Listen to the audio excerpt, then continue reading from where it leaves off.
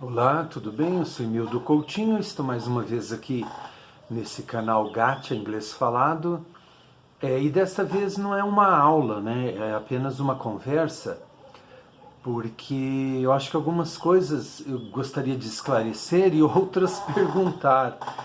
É, eu tenho notado, assim, nesses dias aí, eu já vinha notando, mas agora por conta da quarentena, né, do novo Covid-19, essas coisas, eu notei assim no YouTube um, muitos anúncios, né, bem mais assim, agora, é, sobre assim intensivos de inglês ao vivo com um professor ou mais do que um professor, o que eles chamam de maratonas, a semana do inglês, o super, o plus, aquelas coisas e tal. É, eu nunca, vou ser sincero, eu nunca me envolvi com isso para descobrir o que é. Na verdade, assim, teve um desses professores, né, algum tempo atrás, muito tempo atrás, eu meio que me inscrevi, porque você tem que mandar um e-mail, coisas assim. Aí ele me mandou um material, que geralmente eles têm algo realmente assim, de graça para dar para o aluno. E essa semana, o Intensiva Maratona, o Plus, o Extra, é de graça. Mas, pelo que eu conheço de marketing, de estratégia de negócios, provavelmente depois você tem que se inscrever no curso propriamente dito. E é daí que vem a pergunta, e de repente, assim, eu estou com 260 e poucos seguidores. Eu sei que uma grande maioria são alunos da rede pública, muitos alunos meus, eu vi que alguns professores se inscreveram, mas tem gente aí do Brasil inteiro, assim, de um perfil bem diversificado. Eu gostaria que vocês comentassem comigo aqui embaixo, por favor. Eu peço, eu imploro, porque assim, eu não gosto muito de ficar, curta, compartilha, ative o sininho, comente, porque os youtubers atraem seguidores e audiência com esse tipo de pergunta. Daí eu noto que eles não interagem, eles só leem, dali eles pegam, quando muito eles curtem, amam, pum, coraçãozinho ali, não vai muito além disso. Aí eles pegam o material e novos vídeos e novas gente. Então, assim, digamos assim, hoje em dia na rede social, no geral, há muito produtores e pouco público. Mas enfim, aqui se vocês puderem tirar um tempinho e falar, não, eu fiz, eu cheguei até o final, eu recebi o material, fui assim e tal, eu agradeço, porque eu gostaria de saber até pelo o interesse mesmo assim de pesquisa. Porque é o seguinte, eu venho martelando nisso desde que eu fundei aqui esse canal, talvez não tão logo no início, mas depois eu comecei a ver o quanto é assim que se aprende inglês ou qualquer outro idioma, que é interagindo. Então, assim, essas pessoas, elas vendem um curso e depois elas desaparecem, ou você liga, tira dúvida, ou fala por vídeo, porque assim, senão a pessoa não aprende, ela tem que interagir, ela tem que viver o máximo da língua ali, né? Trocar mensagens pelo zap, pode ser escrita ou falada, de preferência falada, áudio. Outra coisa que eu vim dizendo é o quanto a tecnologia hoje nos ajudou para isso. E o professor forçar o aluno vai querer português, só português, ele vai querer só escrever.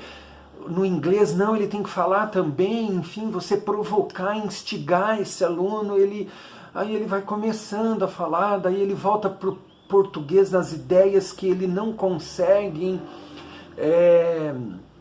assim, passar, né, naquele segundo idioma, né, fazer-se compreendido, daí ele pega aquela sentença, aquela expressão do português, aí também lá na frente o professor tem que, sabe, forçar, brincar, ó, não estou compreendendo, eu não entender o que você falar, e forçar esse aluno, enfim, sabe? Como que esses professores vão fazer com seus milhões aí de alunos? Então, por favor, comentem, porque eu fiquei muito curioso. Porque, assim, da minha parte, eu vejo assim, o quanto é uma dedicação para esses alunos.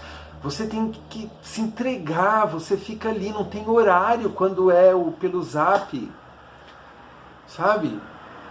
E fora assim, né, para você ver, daí é uma outra realidade, mas também tem aqui a ver com a questão do tempo.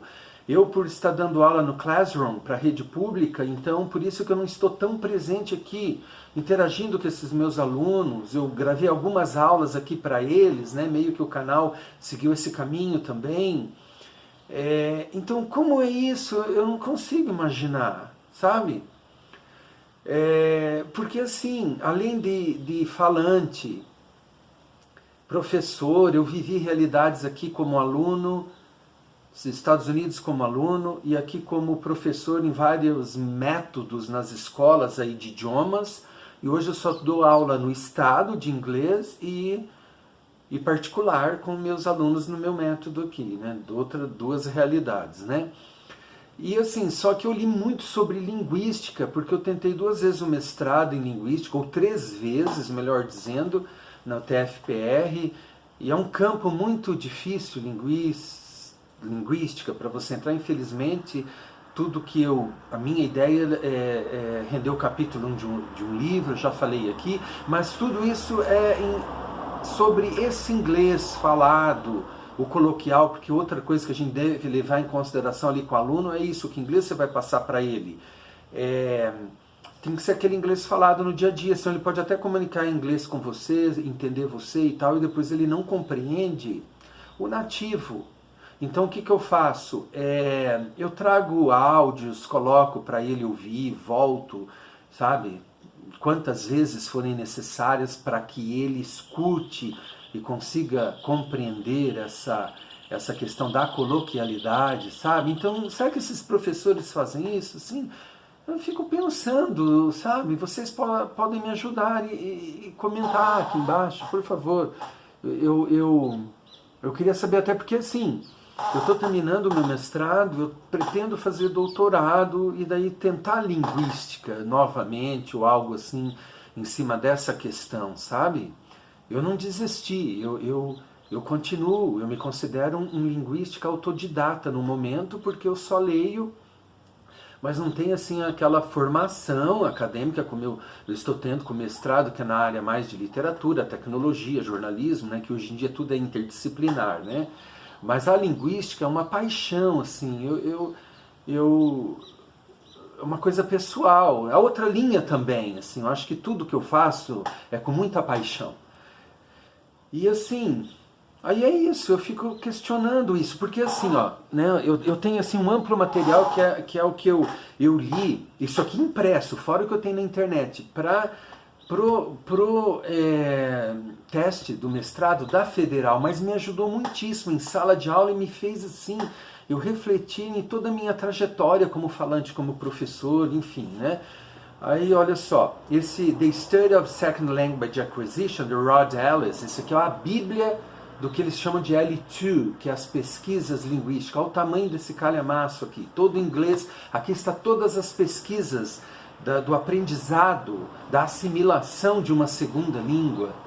Então eu fico pensando onde encaixa essas pessoas nessa realidade, assim, porque gostaria de saber, eu não estou julgando, eu quero saber. De início é um pouco de ceticismo, sem dúvida, mas buscando conhecer.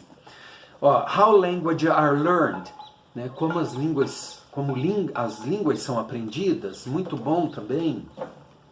Cultural Globalization, Language Education, isso aqui é mais uma outra olhada, assim, é mais nessa questão da pessoa que vive numa outra cultura, né? Ela fala aquela língua, mas ela está inserida, né, na cultura também dessa segunda língua que ela fala e vive, essas duas realidades, que é o que eu vivi também. E de uma certa forma foram 3, porque eu morei em Washington DC e lá se fala muito espanhol. Eu tive uma forte experiência também com a comunidade hispânica, fui obrigado a aprender espanhol, que eles acham que a gente fala, e daí tocava o telefone, era alguém falando espanhol, chamava o Emildo, enfim. E essa aqui também, An Introduction to Second Language Acquisition Research, como se fosse a Bíblia ali, mas um pouco mais outro enfoque, assim, um pouco mais direcionado para um certo tipo de pesquisa. Fora, uma outra coisa que eu acho fundamental é você saber a sua língua materna, porque tem hora que, nas teorias, tem algumas que abordam essa questão de você usar um pouco a primeira língua para você ajudar aquele aluno, porque ele vai precisar disso.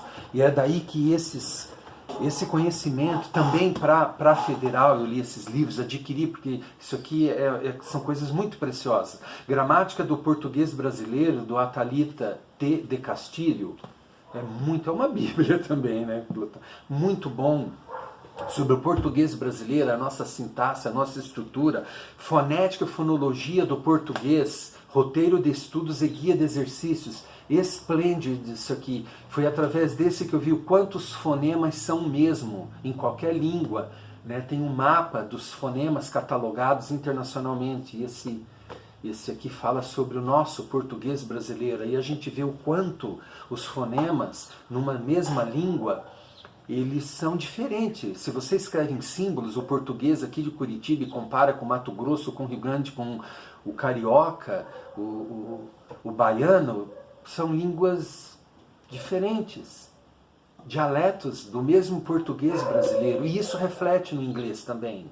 Porque às vezes o aluno não se dá conta que ele sabe aquele som, ou aquele som é falado por um determinado dialeto do português e ele ainda não se tocou. Às vezes ele convive com alguém que pronuncia aquele som, como agora eu estou dando aula para um aluno que é um mineiro que mora no Piauí, e ele está assim descobrindo isso. Ele até falou, olha, eu não falo assim, mas aqui no Piauí eles falam um determinado som. Foi muito bacana isso.